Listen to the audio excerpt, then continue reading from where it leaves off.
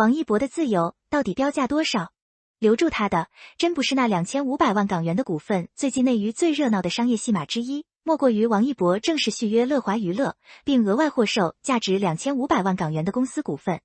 消息一落地，粉丝圈直接炸开了锅，有人觉得终于熬出头，更多人却在评论区刷起乐华早点倒闭吧的绿色大字报。说实话，乍一听这数字挺唬人，但咱们稍微往深里琢磨琢磨，就会发现这事儿压根不是发年终奖那么简单。一个正当红、商业价值拉满的顶流，放着源源不断的影视剧本不接，偏偏把大把时间砸在一档危险又小众的户外纪录片上，这背后到底在盘算什么？我个人一直觉得，娱乐圈早就过了给钱就能买断一切的草莽时代了，顶级艺人要的东西，往往在冰冷的财报里根本找不到对应科目，它藏在那些无法被量化的生活缝隙里。你看过去这1年多，王一博在公众视野里几乎隐身了。自打2024年维和防暴队上映后，除了几场常规晚会，他几乎没怎么进组拍戏，反而把工作重心全压在了探索心境这档户外探险纪录片上。我身边不少玩攀岩的朋友根本不是追星族，对这节目评价极高，觉得镜头真实，内核硬核，能让人看到生命原始的张力。但现实是骨感的，从豆瓣数据看，关心这类小众运动的路人并不多，第2季迄今只有1500多人标记想看。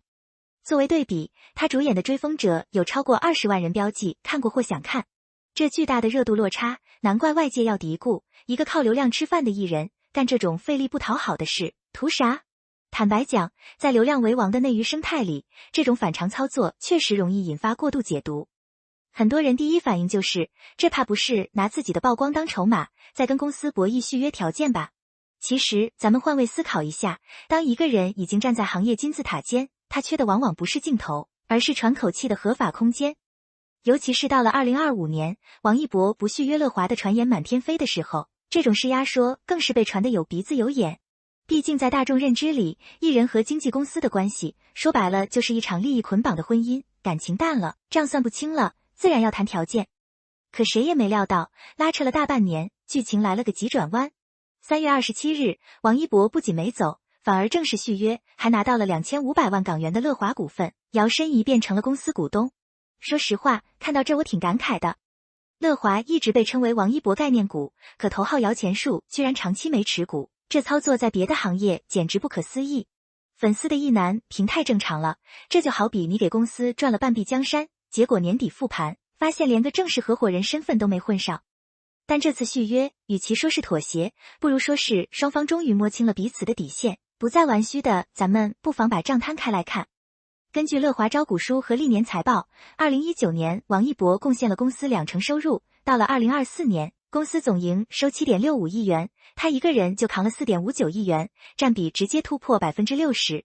说乐华是王一博概念股，其实都谦虚了，他根本就是这家公司的主营业务。可讽刺的是，这么核心的人物，在这次股份授予前，连公司的一股都没拿过。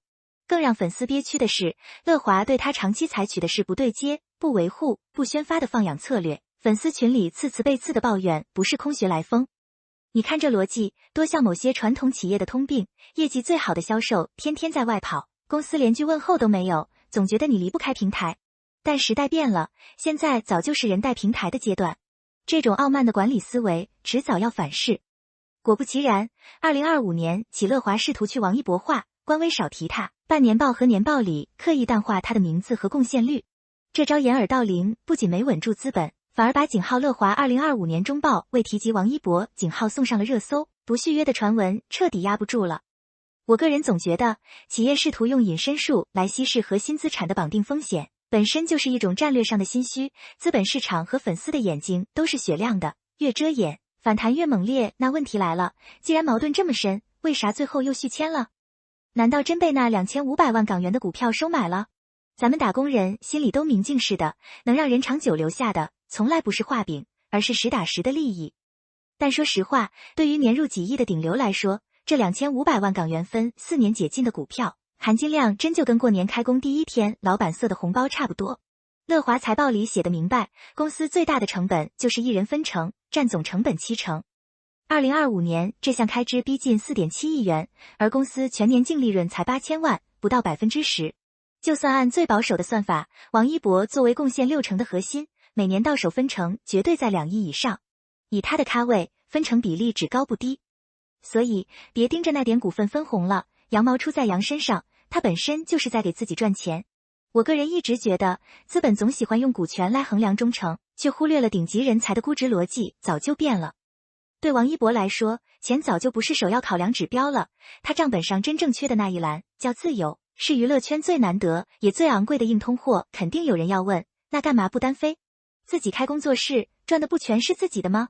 账真不是这么算的。你看乐华每年在演唱会制作、艺人宣发、音乐内容上砸了上亿，虽然不全是给王一博花的，但他绝对是这套工业体系的受益者。一旦自立门户，这些隐形成本全得自己扛，加上税务合规、行政人事、法务公关，一年下来开支不是小数。更关键的是，单飞不等于收入翻倍，反而可能缩水。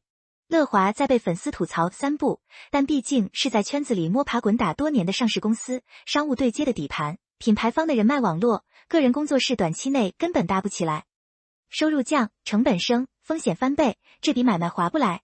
你看娱乐圈自立门户的大咖不少，但真能玩转的凤毛麟角。五月天创立，相信音乐算是标杆了吧？可结果呢？公司的营收压力全压在5位成员身上，演唱会排期密到全年无休，忙得连喘息的功夫都没有。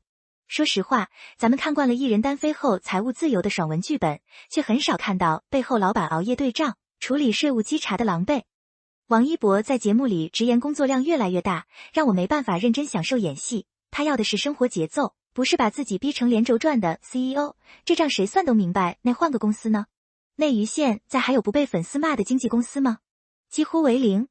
作为空降顶流，去大咖云集的公司，粉丝天天打资源战、争番位；去新人多的公司，又怕被吸血倒贴，分摊宣发成本。更现实的是，哪家新公司敢默许一个顶流2年不进组，跑去国外玩命攀岩？只有乐华，尽管在粉丝眼里千般不好，但在放养这件事上，阴差阳错的给了他最稀缺的东西，做自己的空间。你说这是公司管理失职也罢，是战略放弃也好，客观结果就是他没被塞进流水线。杜华在发布会上那句以前总盼着他耀眼，现在只求他平安，别太冒险，姿态已经低到尘埃里了。这背后其实是一种无奈，也是一种商业上的妥协。我个人挺有感触的，在高度工业化的娱乐圈，不干涉居然成了最奢侈的福利。当所有人都指望你不断产出、不断变现时，能允许你停下来去爬山、去流汗、去体验真实的生活，这本身就是一种顶级的情绪价值和隐形让步。所以把续约这事拨开来看，真相挺清晰的。如果王一博真想当卷王，想赚更多，市场上绝对有比乐华更诱人的条件。但他心里那杆秤，称的不是钱，是可控的生活节奏。之前聊其他顶流的时候我就提过，艺人走到最后拼的都不是流量，而是谁能率先拿回人生的方向盘。这次乐华甩出2500万港元股份，说白了根本不是奖励，而是安抚费，是求着他收下的定心丸。资本需要这个故事，需要向市场证明摇钱树还在。但这恰恰暴露了乐华过去1年多去王一博化的彻底失败。你越想在财报里抹去他的名字，市场越清楚你的底牌。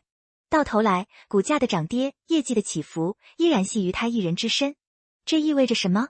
意味着乐华手里其实没什么真正的溢价筹码了。区2500万的股票，锁不住一个已经看透游戏规则，并且随时有能力掀桌子的人。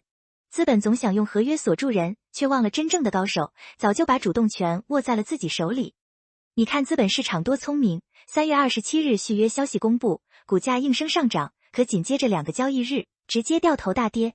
机构们心里门清，主导权早就易主了。这场博弈表面上是续约和发股份，骨子里是控制权与自主权的重新划定。王一博用一种近乎非理性的方式去拍纪录片，去攀岩，去承担人身风险，完成了对传统造星流水线的无声反叛。而乐华最终的选择也印证了一个残酷的商业规律，当核心资产的人格独立性远大于其工具属性时，平台只能退让。说实话，写到这里我挺有感触的。我们总习惯用 KPI 分成比例、对赌协议来衡量一段合作关系，却忘了人不是机器，顶级艺人更是有血有肉、会累会倦的个体。王一博要的自由，或许在财务报表上永远无法量化，但在人生这本账里却是无价之宝。未来他会不会继续躺平？会不会再次起飞？谁也不知道。但至少这次续约告诉我们，在内娱这个巨大的名利场里，有人已经开始为呼吸权标价了。而这或许才是这场资本博弈里最值得玩味也最清醒的注脚。